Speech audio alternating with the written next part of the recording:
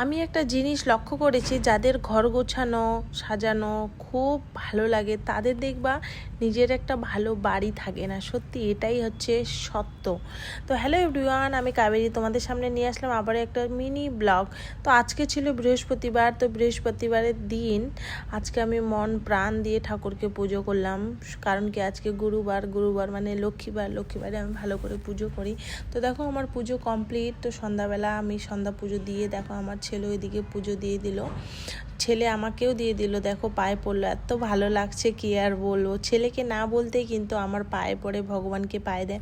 তো যাই থাক, আমার কিন্তু 7:30টার সময় কিন্তু আমি পুজো করছিলাম, তাও দেখো আমাদের এদিকে অন্ধকার হয়নি।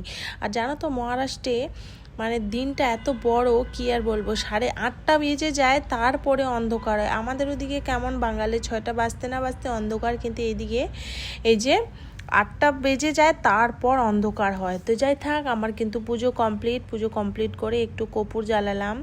আর বৃহস্পতিবার দিন এমনিতে আমি কর্পূর জ্বালাই প্রত্যেক দিনই, আর বৃহস্পতিবার দিন বলে তাও আমি আজকে জ্বালালাম। জানো তো এই কর্পূর জ্বালানোর পর যদি সেই গন্ধটা নাকে যায় না, যাদের সর্দি লাগে তাদেরও কিন্তু কমে যায়, তার মধ্যে মশা মাছি কিছুই থাকে না, আর ঘরটা এত সুন্দর একটা গন্ধ বেরোয়।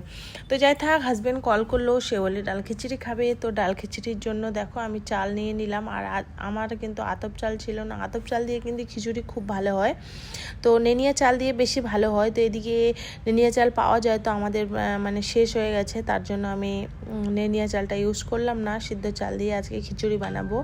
আর আমার হাতে রান্না কিন্তু অতটা ভালো হয় না, অতটা কি মানে ভালোই হয় না বলা চলে। ততক্ষণে দেখো হাজব্যান্ড চলে আসছিলো, তারপরে দেখো আমি খিচুড়ি চাপিয়ে দিলাম। আর হাজব্যান্ডের শরীরটা একদম ভালো নেই, কারণ কদিন ধরে এত বৃষ্টি লাগাতার, বৃষ্টিতে এত ভিজে গেছে যে তাকে সর্দি জ্বর পুরো লেগে গেছে, কফ জমে গেছে। তো শরীরটা ভালো নেই বলে আজকে ডাল খিচুড়ি খাবে।